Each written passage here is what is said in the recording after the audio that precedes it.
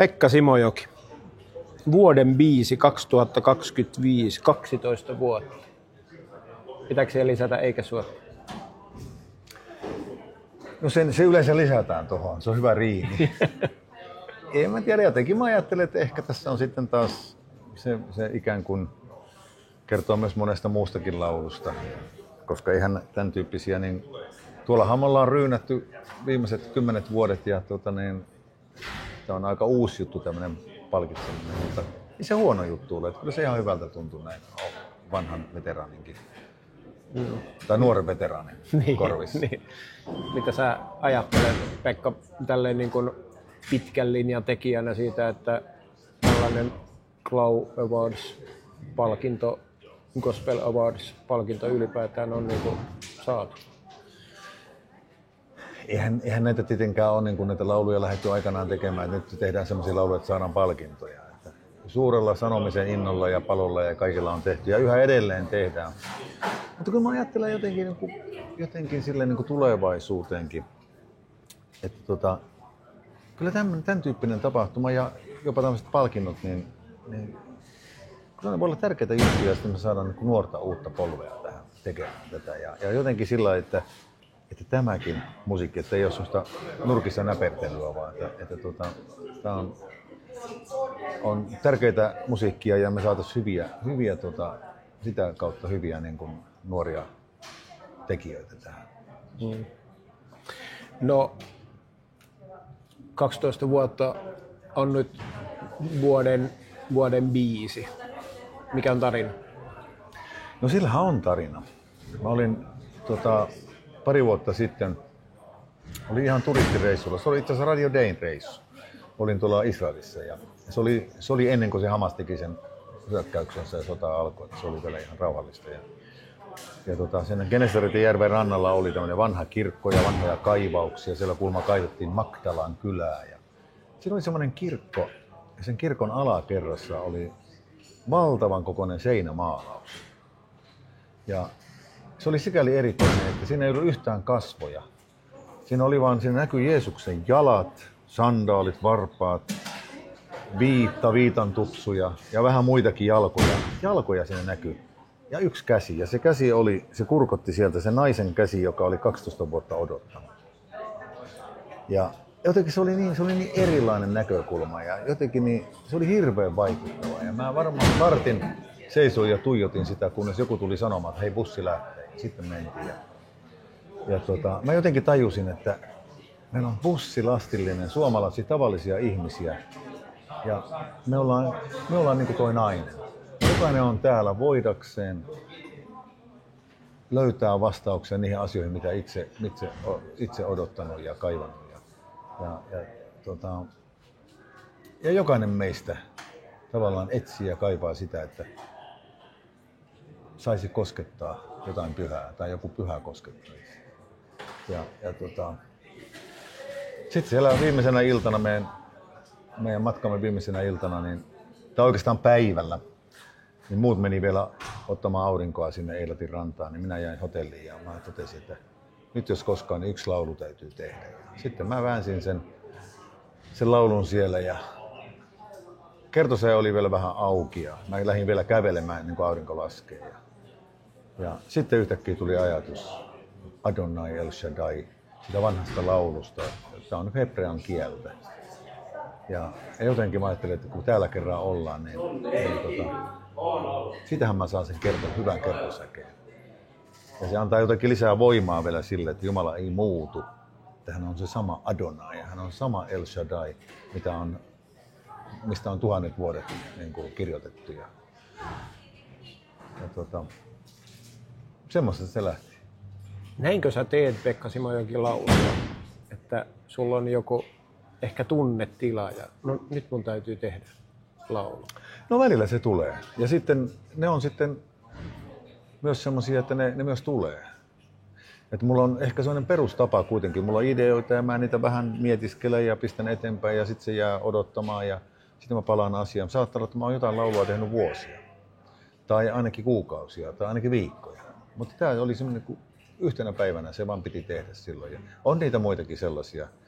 Ja Sä et koskaan tiedä, milloin laulun aihe kävelee vastaan. Tai tulee vastaan. Aika usein laulun aiheet kävelee vastaan 2 jalalla. Käykö sulle, tai miten sä varmistat, että sulle ei käy niin, että sulla on vaikka jotain sanoja, jotka pyörii mielessä, että sä unohda, vai onko se just näin, että nyt mun täytyy mennä sinne hotellihuoneeseen ja mä teen sen, jotta ei käy niin? Hirveästi on unohtunut. Nykyajan lauluntekijät, ne osaa, ne pistää heti ottaa vaan kännykän ja pistää sen sinne. Ja olen mäkin sitä vähän opetellut ja monta kertaa sitä illalla miettinyt ja ennen nukkua menoa ja nukkua mennessäkin tekstiä ja hei, tää on hyvä ja tällaista. Eli sä ylös, että aamulla muista pätkänä, mitä sä oot tehnyt. Tai ainakin sitä joutuu pitkään kaivaa, että miten se nyt meni. Se pitää siinä hetkellä kyllä tehdä. Että kyllä tässä laulun tekemisessä niin kuin, laulun aiheet on kultaa kalliimpia. Kuinka paljon sillä on merkitystä, jos nyt ajattelee 12 vuotta, niin kun, millainen sen niin kun, ulkoinen asu on? Niin. Heidi siinä laulaa. Niin. Sä oot tehnyt sen biisin, niin kuinka paljon sillä on merkitystä sen laulun tavallaan menestyksen tai jotenkin vaikuttavuuden kannalla, että millä tavalla se lanseerataan niin kuin ensimmäisen kerran ulos? Mä oon aika huono laskelmaan tolle ja miettimään ja kaikki tämän tyyppinen. Että onneksi paljon on apuja ihmisiä, jotka osaa tämän tämmöisen julkistamisen ja viestinnän ja tämmöisen. Että mulla se on vaan se, että laulu syntyy ja sitten ruvetaan keikolla laulamaan. Tehdään ehkä kuorosovitus siitä.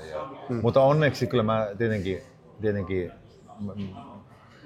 niin kun tunnustan, että saa olla hienojen muusikoiden kanssa. Että Pertti Lammake ja sen Maranata-levyn tuotanto ja sovitukset ja kaikki, niin Makella on ollut hirveän tärkeä rooli siinä, että se on tässä muodossa, missä se nyt on. Se on aika valtava niin kuin ero siinä, että millä tavalla sä esität lauluja. Et välillä sä oot niin kuin, se sama laulu, se on mies ja kitara. Sitten se tuodaan Glow-lavalle. Se on kuoro, iso bändi, taustalaulajat, jouset. Joo, kyllä se on iso ero, mutta kumpi sitten on parempi?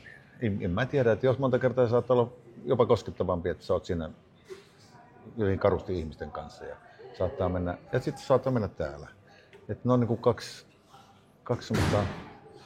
kaksi näkökulmaa siihen lauluun ja molemmat voi olla todella tarttuvia ja hyviä ja koskettavia.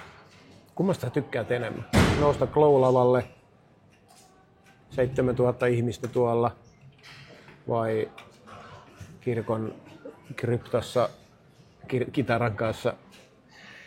Mä oon ehkä kotonani enemmän siinä sen kitaran kanssa ja tuollaisissa pienissä tilanteissa. Tuolla kun mennään, niin kyllä siellä on monenlaisia vanhoja rukoushuoneita ollut ja joskus ihmisten kotonakin. Ja jotenkin se on niin kuin lähempänä. Mutta kyllä olen pikkuhiljaa oppinut näissä oman merkityksessä. Tämmöiset tilaisuudet, ne tuo ihmiselle semmoinen juhlan.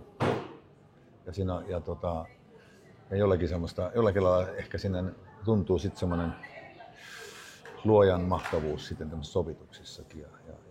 Ja se semmoinen yhteisöllisyys kasvaa siitä, että on paljon tekijöitä ja paljon laulajia. Ja se on hieno juttu sekin, että mä luulen, että kuulijoissakin on ihmisiä eri elämäntilanteissa ja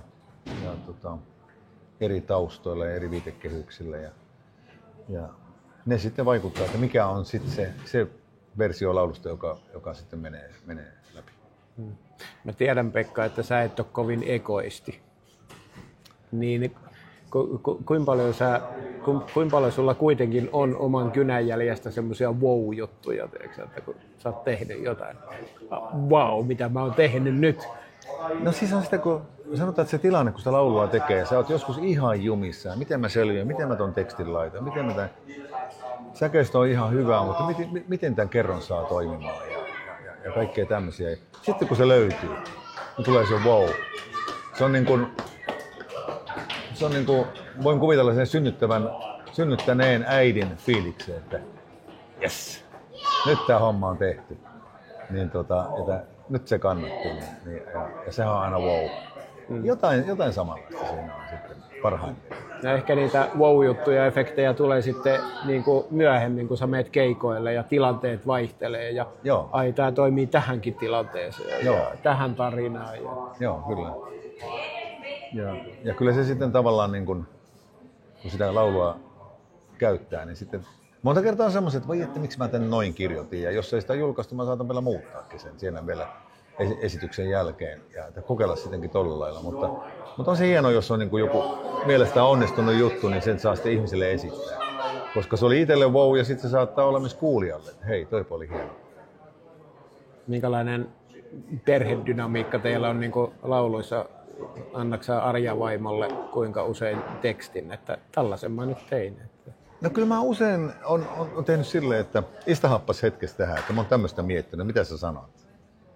Ja se on hauskaa, että siellä tulee sitten semmoinen aika suora palaute. Ja että semmoisessa tilanteessa on joku juttu, biisi tai esitys tai tolleen. Ja joskus Arjaltakin tulee, että hei, wow. Jotenkin vähän niin kuin tälleen, että hei, toi oli hieno. Mutta kyllä siellä tulee, että jos sä oot vähän niin kuin jotenkin mennyt sitä, mistä aita on matala, niin se kyllä se sanoo. Ei se kaunistele. Ja se on hyvä, että ihmisillä on vähän tällaisia muusia vieressä. Kun sä laulat nyt vaikka tuon 12 vuotta, niin palaatko sä siihen tekotilanteeseen ja siihen maisemaan, mikä siellä siskalla? Kyllä se vähän väkisinkin tulee. Yleensä mä vähän kerron siitä, miten se on syntynyt missä tilanteessa. Tuntuu, että sun historiassa on aika montakin, vaikka otetaan vaikka Jalla. Sä aina toistat, että sä kerrot sitä tarinaa ja sehän ei muutu. Se on yhtä vaikuttava se tarina aina. Joo, ja monta kertaa sitten biisi puhuu itsessään, mutta joskus se on niin erikoisessa tilanteessa, että se tavallaan se aukeaa sitten, kun sä kuulet sen laulun tarinan. Joo. Ei niin, että seuraavassa laulussa mä laulan sitä kuinka ja sitten mä laulan sitä kuinka, vaan se, että missä se on syntynyt ja sitten syntyy tämä laulu. Ja ihmiset pystyy niin kuin jotenkin hyppäämään siihen elävään tilanteeseen sitten ja ymmärtää sen ihan eri lailla sitten. Mutta on se hauska sille, että noissa lauluissa tämä, että sä oot tehnyt jossakin tietyssä tilanteessa, niin sitten se laulu ohjautuu johonkin toiseen tilanteeseen, ihmisen elämän tilanteeseen, se saa niinku uuden tarinan. Ihminen ymmärtää se ihan eri lailla kuin miten se on syntynyt, mutta se voi olla ihan yhtä vahva. Hän tulkitsee, että se puhutteli minua tässä tilanteessa, vaikka se oli tehty eri tavalla. Mikä on 12 vuotta kappaleen viesti? No minusta se on silleen selvä, että me ollaan rikkinäisiä, me odotamme, me kaipaamme, mutta Jumala on sama. Että silloin 2000 vuotta sitten ihminen löysi avun odotettuaan. Ihan sama tilanne tänäänkin, että me voidaan koskea siihen vapahtajan viitan liepeeseen ja me voidaan saada apu tänäkin päivänä ja lohdutus ja rohkaisu. Jumala ei muutu. Se kai siinä ehkä on se oleellinen.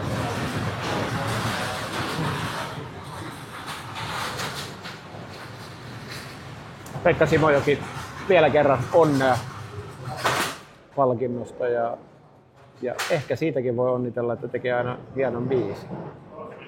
Ehkä siitäkin. Niin, siitäkin, koska siitähän se kaikki nyt niin kuin lähtee. Joo. Kiitoksia kovasti. Ja kyllä tämä niin kuin antaa intoa sitten, että ehkä tässä voisi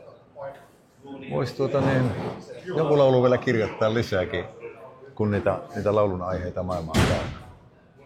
Ja jos se jotain ihmistä lohduttaa, rohkaisee, kutsuu, vahvistaa, niin sitten se kannattaa tehdä. Kiitos Pekka. Kiitos.